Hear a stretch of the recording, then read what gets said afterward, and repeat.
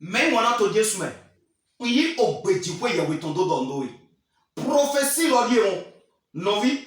A garder vidéo et y a tout dans l'eau. A garder prophétie et y a tout dans l'eau. Partagez. Vraiment 2 Rois. Chapitre 17. Doi.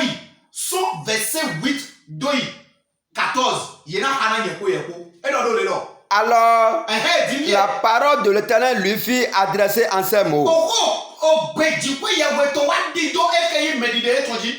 Lève-toi, va à Serepta, qui appartient à Sidon, et demeure là. Voici, j'y ai ordonné à une femme veuve de te nourrir. Il se leva et il alla à Serepta. Comme il arrivait à l'entrée de la ville, voici, il y avait là une femme veuve qui ramassait du bois. Il l'appela et dit, va me chercher, je te prie, un peu d'eau dans un vase afin que je boive. Et elle alla en chercher. Il l'appela de nouveau et dit, apporte-moi, je te prie, un morceau de pain dans ta main. Et elle répondit, l'Éternel, ton Dieu est vivant.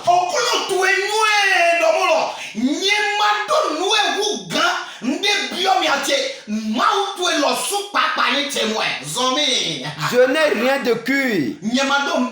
Je n'ai qu'une poignée de farine dans un pot et un peu d'huile dans une cruche. Et voici, je ramasse 2 morceaux de bois. Puis je rentrerai et je préparerai cela pour moi et pour mon fils. Nous mangerons, après quoi nous mourrons. Stop. Mais on a tout dit soumet. D'autres. Eli donne un loro. Nawe de wo pour mon bail rendez-vous. Eli donne do. Yi dans les filles pele de tasiwe. Wo ami pele de tasiwe. Daboze wanami. Na nyemadu. Nawe lo wa répondre mo donner le mon lo. De po bo nyena du bi. Podo vite du polo po uepo.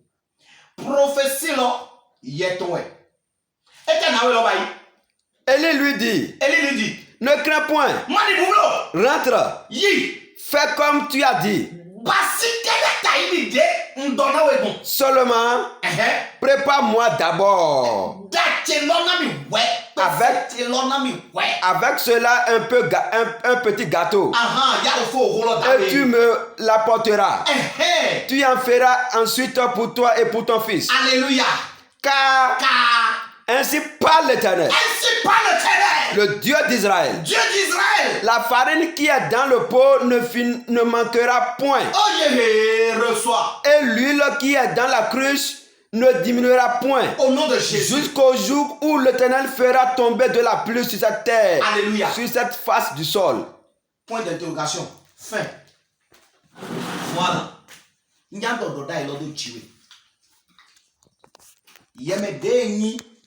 Mission prophétique. Si au vie, bononan doudou. Yamedei ma vie au monde entier. Bononan doudou medide ma ou ton lait. Bono goalona medide ma ou ton lait. Ho eli do. Bo echedo na wenedi belobe. Kolona jan chedo yelo suji. Vous savez, Ebe. You know, traiter Mauzo Atole comme si que Mimas do diplôme. Chobo Mao Iromi. Non.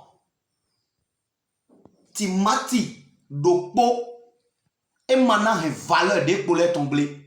Mais wana au soulodier. Ndodo beza yemede toji. De kononami dudu. De yi dobolo ni rang ministère faux. Monocambio do etenadu be akoto admido do dai do betwe me do mo kaka je ko lile wa Jesu Christ do ni ko Jesu to me o vitu ele mana savonde na buton do amito filiate ndoto niko Jesu Christ Nazareth tome yelo suma na savo ndi anabuto do ni Jesu Christ Nazareth tome yebe de yo vibi bometon de no flimi abia no flie ke pes bitua toy bono nwe da mo uwo sudora dunu jonu uwo sudora dunu bona doku wo bodo hode na me do ni ko Jesu tome hode na we do mo lo mau ka unu poto ni pese dudu do hot we sa ndodo le ro mo lo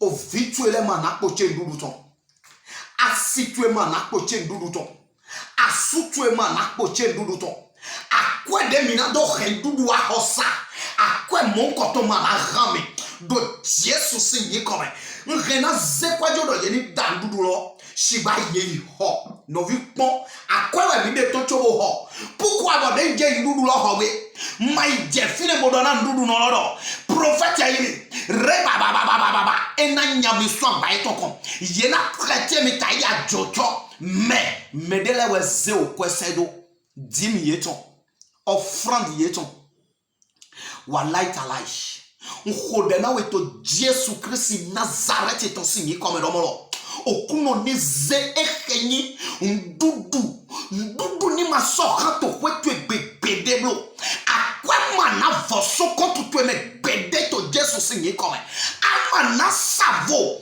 azodiana wa tobodo mo akwa abi tobodo mo ndu ama na savo eton to Jesu Christ Nazareth to sinyi comme we hode na we te mama we hode na we te papa do ni ko Jesu to me auto de merté ma ni beni we to tolome nda auto de merté ma ni beni we to tolome ni do eto hudo melepo e ma na hudo we to ni ko Jesu to me amen me wona to Jesu me ndondo ekenyi oviche gbigbo meton le pourquoi pata Jesu e dona miule to ni ko Jesu to me bon appétit 96 47 24 08 mais wana eno yuromi do prophète Joseph faya to faya okotomba chekodo oh 7e mois ehenani osutona tonawi 8e mois 9e mois 10e mois 11e mois dobio 12e mois de pololeme